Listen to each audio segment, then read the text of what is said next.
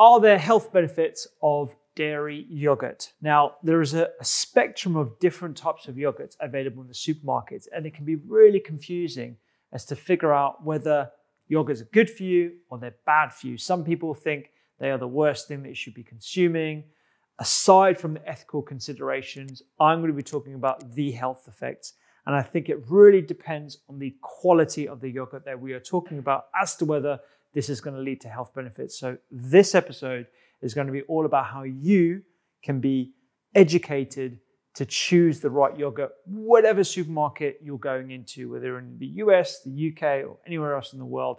I want you to have the knowledge to go and figure out which yogurt is going to be the best for you.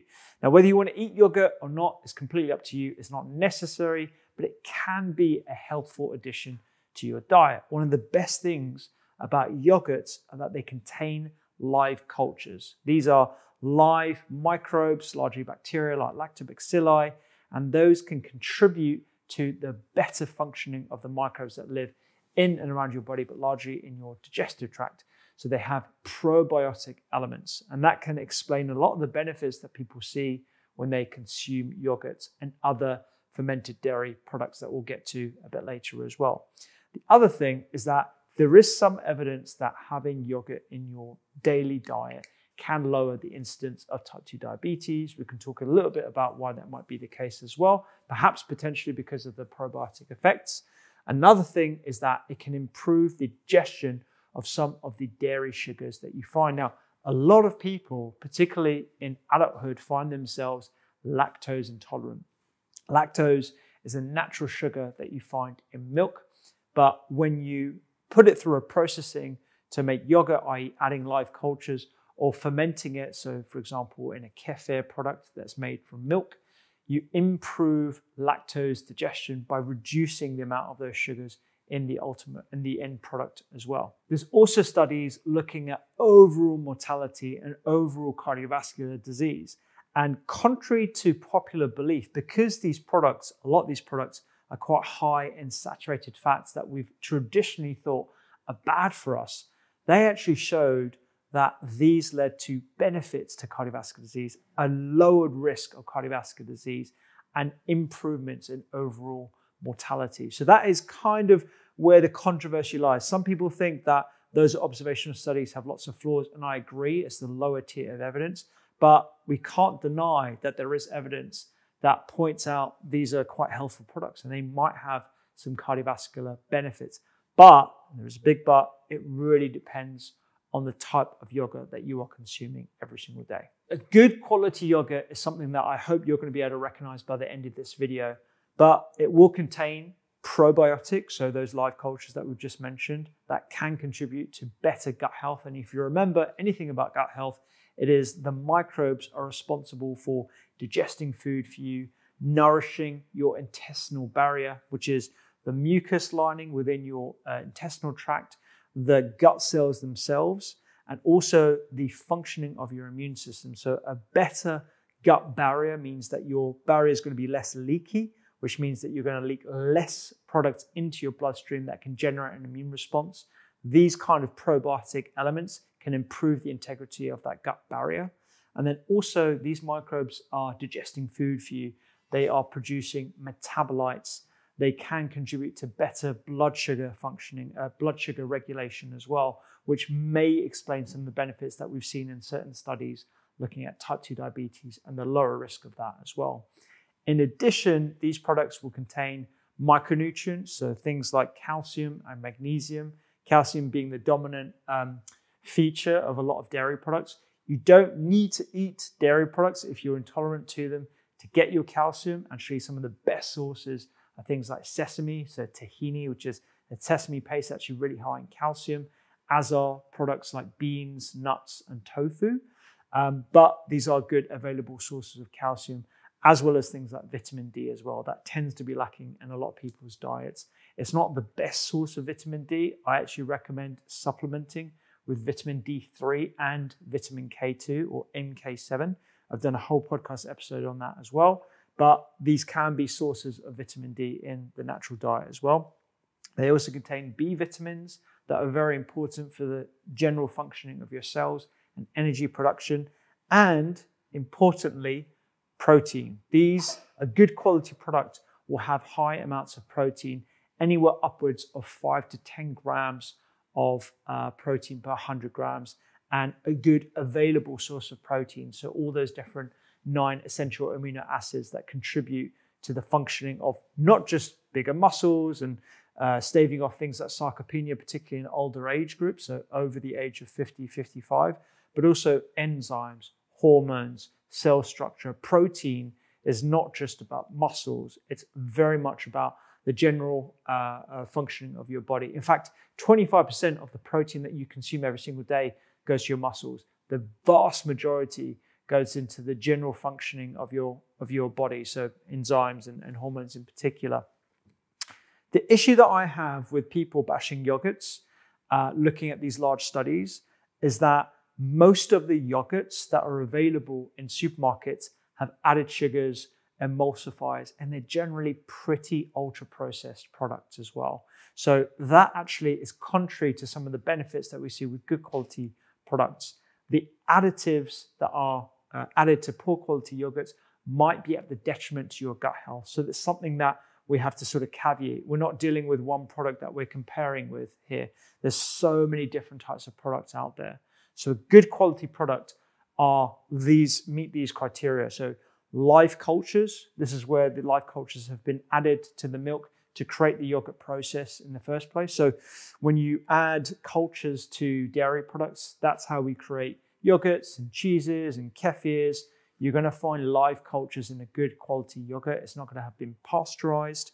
It's going to be low in sugar naturally because there shouldn't be any added sugar to a yogurt product. If you want to add sugar or any sort of sweetener, you should be in control of the type of sweetener and the amount of sweetener that you use.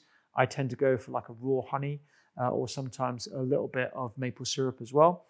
It shouldn't have any other added ingredients other than milk, cream, and cultures. If there is another added product, it should come with a real significant reason, but the ones that we're going to go through here today hopefully won't have anything else other than meet our criteria, which is any milk and any culture product. Like I said, it should be high in protein, so above 5 grams as a minimum. Some of them do contain more than that, which I think is good, and it should be full fat as well. Now you might think, well, I've heard lots of doctors talk about saturated fats. These types of products, milk in general, do have different types of saturated fats in them. And yes, that is true. But there were a number of different studies looking at yogurts in particular, and they found that despite the saturated fats that they have in these, they actually had some cardioprotective, if not cardio-neutral effects when looking at these big studies as well. Furthermore, there was a study in 2020 in the Advances in Nutrition, and they found that there was no compelling evidence to support low fat when choosing these sorts of products as well. I think that's a good general heuristic, a rule of thumb, because most products where you take away fat, you have to replace the fat because the texture and the flavor has been completely diminished. And unfortunately, a lot of food manufacturers have taken to adding emulsifiers and other additives that are actually not great for your gut health in general. And the extra processing can also cause inflammation too. So I'd rather go for the full fat options in most cases. A lot of trials looking at full fat in dairy found no effect on blood pressure and blood cholesterol, which again is contrary to what one would think, considering what we know about saturated fats in the diet. But it could be affected by two main things. First of all, the type of saturated fat that you find in dairy. So most people incorrectly assume saturated fat is just one thing. In reality, saturated fats can be defined by their carbon chain length. So depending on the length of the carbon chains, you've got different types of effects in the body. There's caprylic acid, there is butyric acid, there's all different sorts of carbon chain lengths. And depending on the milieu of the different saturated fats that you find in a product, that can determine its effect on cardiovascular health and overall health as well. The other thing to be aware of is saturated fats are not in isolation in these products. Saturated fats are combined with the things that we've already mentioned, probiotics, vitamin D, all the different micronutrients.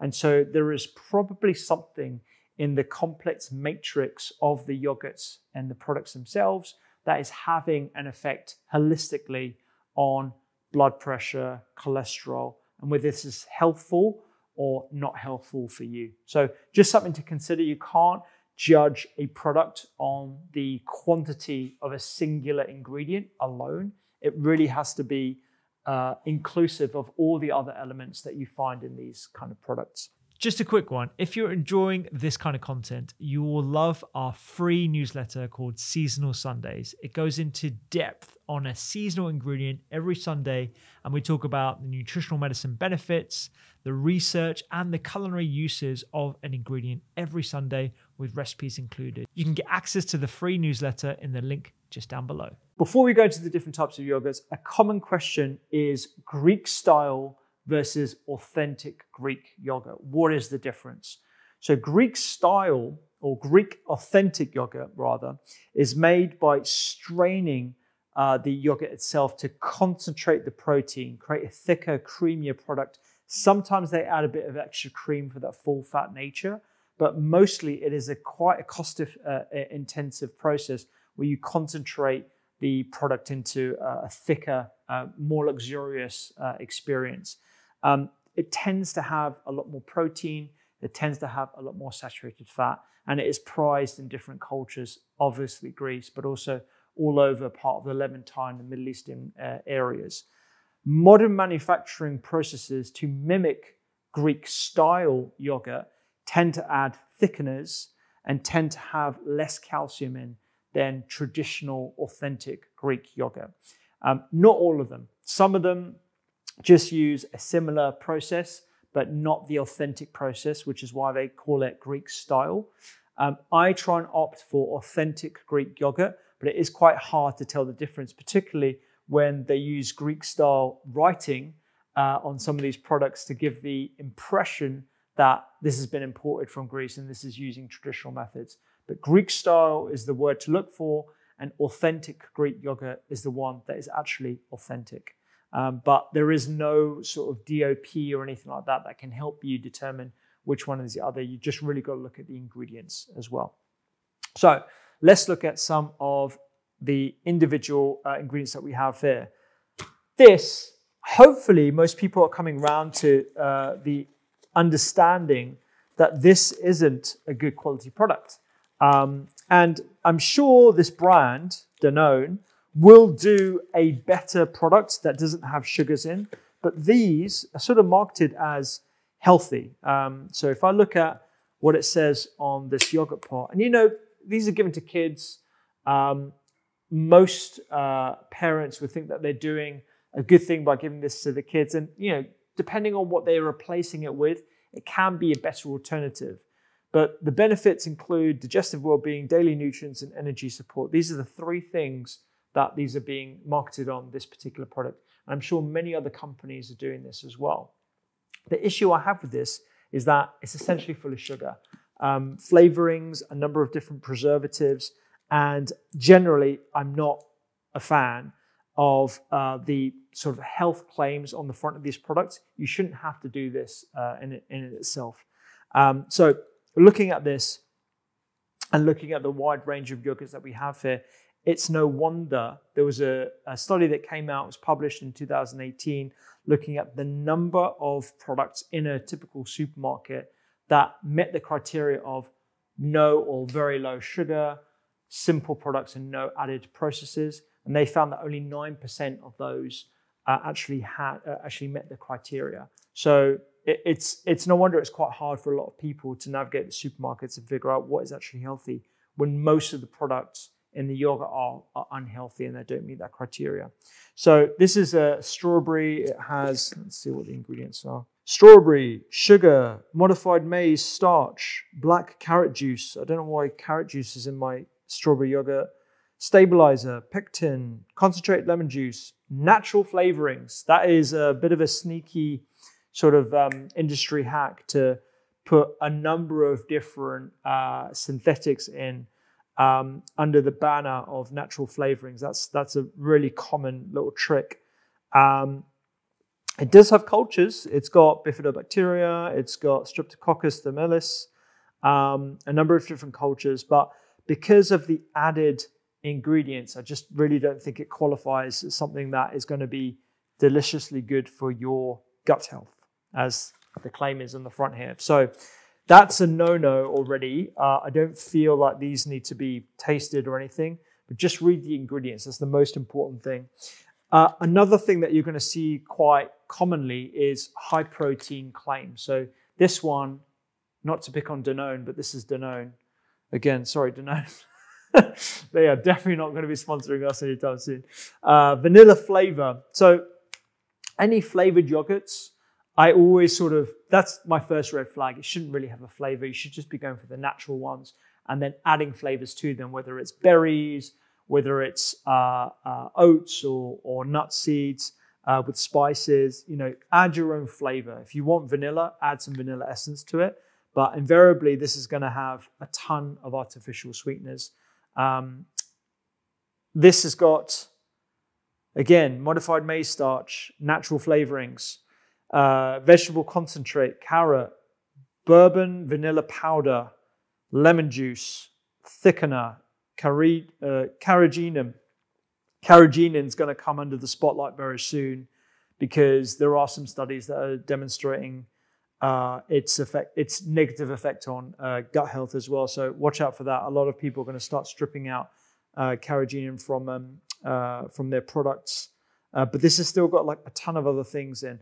Now, the dominant claim here is Get Pro, 15 grams of protein in this yogurt pot. And look, we need protein. Protein is very important, but not at the expense of our health, which is essentially what this product is offering. So just be careful of these kind of products. We've tried to get a good selection of products that at least claim to be doing the right thing in having simple ingredients, no additives, no sugar. And we're going to go through the different spectrum. So this is a Greek style yogurt. I don't want to take anything away from them just because they're Greek style, because I think these are a lot more affordable. They still contain cultures. They don't necessarily mean that they're ultra processed. Whereas this kind of product is authentic Greek yogurt. This is going to be a lot more expensive. Plus, this brand, COOKBOOKS, won an International Taste Institute Award last year, so maybe it's slightly more expensive. But this Tim's Dairy, let's look at, this is from British made, Greek heritage. Let's look at the ingredients. Greek style natural yogurt, milk, just one ingredient by the looks of things. What's the price? Yeah, how much? Yeah, this is Tim's Dairy Greek style. Yeah, I'll taste it in the meantime. This is £2.30. It's good. Tangy, exactly what I would expect from a yogurt. This is good. This is not bad. I like it. Minimal ingredients. It's got the cultures. It doesn't have the authentic Greek style, and you can tell it's like slightly thinner. It doesn't like, if I was to, I'm not going to double dip, but if I was to dip that and then turn it upside down, it would just fall straight off. But it would like gloop off. But yeah, that's not bad. I quite like that. Let's go for Arla Skia. So this is, how much is Arla Skia, Skeena? £2. So this is slightly cheaper, but it's 450 grams. Yeah. What's the per 100 gram? 44.4p per 100 grams. So it's slightly more expensive? About the same price. 46 is actually cheaper. This is slightly cheaper. Okay, slightly cheaper. So if I look at the ingredients of this, this is just milk and cream. So I can't see any cultures in this. I don't think this actually, oh no, it does have yogurt. It says simply made from skimmed milk and yogurt cultures and a dash of cream, thick texture. Okay, I'll be the judge of that. This is 9 grams of protein per 100 grams, which is pretty high. And Tim's Dairy had 5 grams of protein. So this is slightly higher in protein, which is a good thing. Already I can tell like there's a bit of sort of thickness on the top that might be from the added cream. And this is actually really thick. You can tell that this is strained and it's not coming off the spoon here when I'm turning it upside down. The last one would have. And again, I'm not sponsored by these guys.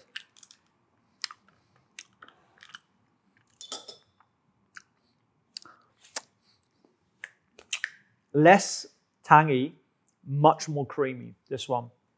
So it's something you want to add to your oats or have with berries.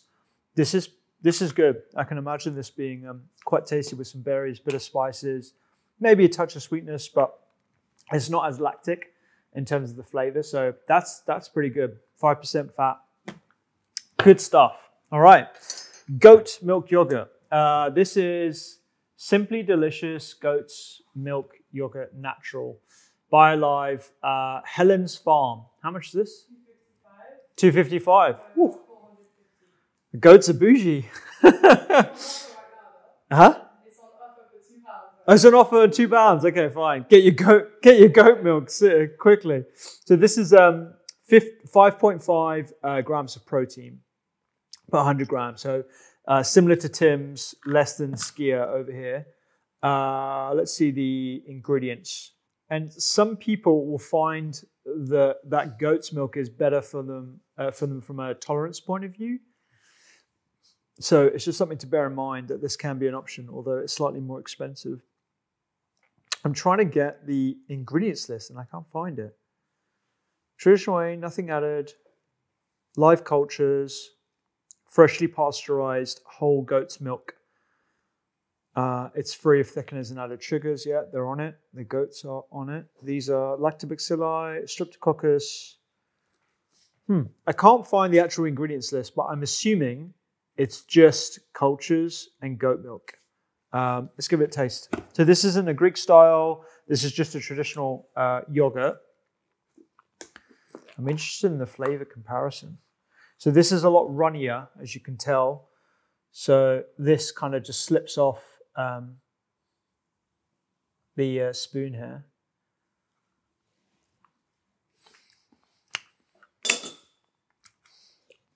Very different. I wasn't expecting that. That is really different. So this is similar to Tim's Dairy in the texture and that lactic flavor, but it has like an undertone of, I can't really describe, it tastes like earthy almost. Yeah, that's it. That's an interesting one. I personally wouldn't choose that myself because I want something higher in fat and creamier. But that could be an option for people who are intolerant to cow's milk protein and need something, need an alternative. Again, on the lower side of the protein, but not bad at all. Yeo Valley Organic, Greek style. So this is quite a popular brand in the UK. British made. Interesting that they're organic, which is good. Slightly lower in protein. This is 4.5 grams per 100 grams, so slightly lower. I can already tell just from feeling the pot that it's going to be a runnier product. And this has got no added ingredients, no added sugar, only milk's naturally occurring sugar, lactose. Contains milk and the following live cultures: Bifidobacterium, Lactobacillus bulgaricus, and Streptococcus thermophilus. So yeah, how much is this? $2.15. Oh, this is slightly more expensive than this. Okay, gotcha. But this is organic, so that's not bad. Is it? Yeah, $2.15 for an organic product. That's not bad at all. And looking at the, I was wrong about the runniness of it. It's not as thick as the Skia, which has got added cream, but this is pretty good in terms of the thickness of it. So this would make a good sort of froyo or a nice addition to like a dressing or something like that. This would hold really well.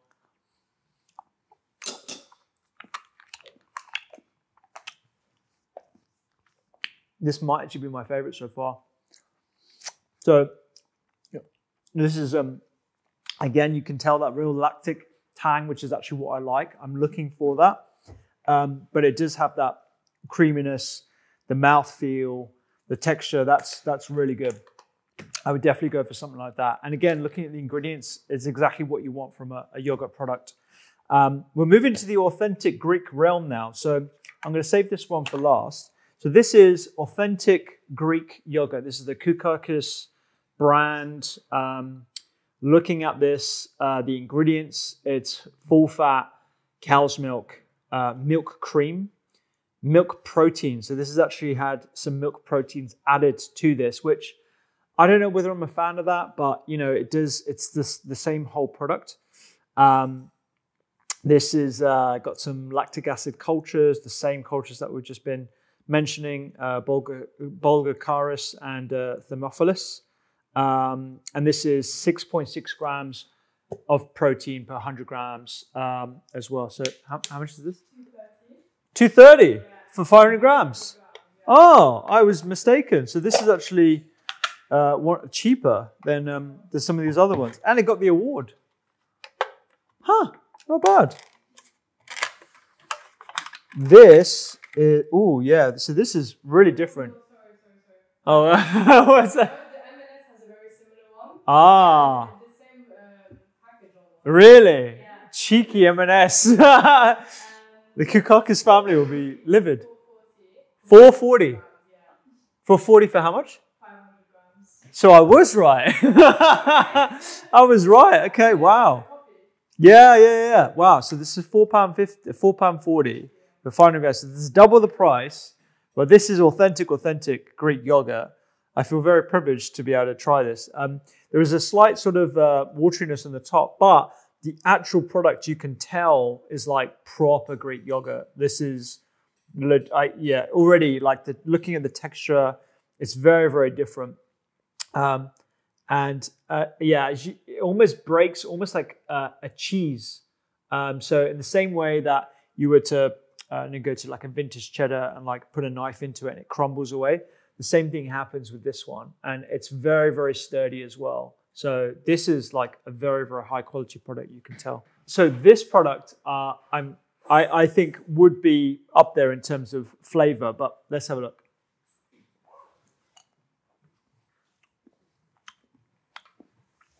So I'm surprised at this. It's a lot more cream and less acidity than I was expecting. I was expecting it to be a lot more tangy, but I'm just getting dominant cream, real sort of luxurious mouthfeel. It feels like a really sort of refined, expensive product. But yeah, I'm not too, I don't know whether I'd pay extra for that. I don't want to like, because I want to support the authenticity of it, but at the same time, I don't know whether this is my cup of tea. I think this would, I mean, if you're Greek and you want the authentic thing, then this is definitely the one to go for. But I didn't get the dominant like sort of tang that I was looking for. So that's definitely one to consider if you're into your yogurts. There's another authentic Greek yogurt. This is with 10% fat. So if you look in the fat of this, the total fat for this is 10% as well. So these are both 10% fat. So you're already getting a feel for what it should be. This again is milk cream and yogurt cultures. It doesn't tell me which yogurt cultures, but I'm assuming it's similar to the ones that would be in the other yogurts. This is made in Greece as well. Natural source of protein. Let's see how much protein. 6.2 grams of protein. So this is, again, in the mid-range of the protein. The Alaski is still quite high. If you're looking for a high-protein product, this is winning so far, and I don't mind this one. This is a lot runnier than the other Greek yogurt. So this doesn't have probably as much of those fats, even though it looks similar on the label. This is a lot tangier than this one. So maybe this just has a higher amount of probiotics or lactic acid cultures. I'm not too sure, but this one I would prefer over this one. How much is this? Oh, so it's like that's cheap. So this is like quite a good option for an authentic yogurt. Yeah. That's actually quite cheap. That is quite cheap. So that's good. So if you're looking for an authentic Greek style yogurt, This doesn't have any additives in. This is pretty good. I do like that. Let's look at something slightly different. So this is not only a probiotic because of the live cultures, but this is kefir. So this is fermented dairy. They have a unique processing method. There's a lot more live cultures in this kind of product. How much is this? 185. 185 for 250 grams. Yeah, so that's 74p per 100 grams. Ooh, 74p. So this is a lot more expensive. Okay, wow. So this is, you're paying for the extra probiotics here. This has got, again, pasteurized milk with fermented live kefir and quark cultures. It doesn't tell me which cultures there are, but the interesting thing about this product is that it is the highest in protein out of all these different ones that we have here. This is 12 grams per 100 grams. So if, depending on whether you can find this brand or not, or in the States, if you're looking for a high protein fermented product that's probably going to have more cultures than your typical yogurt, then this could be something to look out for in your local supermarket. And wow, this is a lot more solid. This is very similar to the authentic Greek yogurt that we looked at earlier. So a little bit of wateriness. There's a crack in the side. And actually, when I add that, it looks very similar to the authentic Greek yogurt, the COOKBOOKS, the most expensive one. So this is sort of on par with the texture and the look of it. Wow. That is really thick. Really, really thick. I don't think I could eat much of that because it's really, really thick. Very, very tangy. Delicious. Remarkably different from all the other ones that we've tried so far. I do like the fact that it's that thick. And actually, when you look at the fat content, it is really, really low in fat. It's 0.4 grams of fat per 100 grams. And if you are worried about the saturated fats as well, there's hardly any saturated fat in this. So this is a really interesting product compared to all the other ones. If you were sensitive to saturated fats, this is 7 grams per 100 grams, and this is 0.4 grams per 100 grams of fat. So very, very different products. Like I said at the start, I don't think necessarily we need to be wary of saturated fats, but if you were and you still wanted to have a high quality cultured product with live microbes, this might be the one to go for, but it is quite pricey. It is up there with the high price one. So hopefully this has given you an understanding of the variety of different yogurt products that are out there. You've got high protein, you've got different styles of making the yogurt. These are the kind of yogurts that you want to get into your diet. These kind of yogurts, I mean, they look remarkably different just from the packaging. Any health labels, if it's saying that it's gut friendly, just treat it with a modicum of suspicion and read the ingredients. And hopefully you know how to choose the right yogurt for you. If you love that episode, you'll love this one where I do a deep dive into honey and the benefits of honey, what to look for in good quality honey, and whether honey is actually worth the money.